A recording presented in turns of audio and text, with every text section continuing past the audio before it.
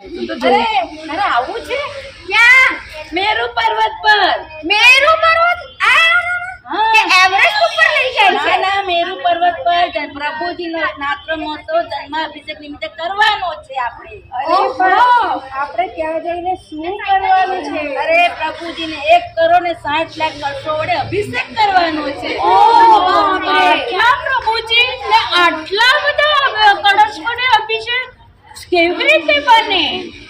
અરે પણ 1,60,00,000 કળશોથી પરમાત્માનો અભિષેક કરશું. પરમાત્માનો પ્રભાવ જ એવો છે કે એક ખાલી એમનો ચરણનો અંગૂઠો હલાવશે, આખું મેરુ કંપાયમાન થઈ જશે, આખું મેરુ એમના જળ કળશાથી નવાઈ જશે.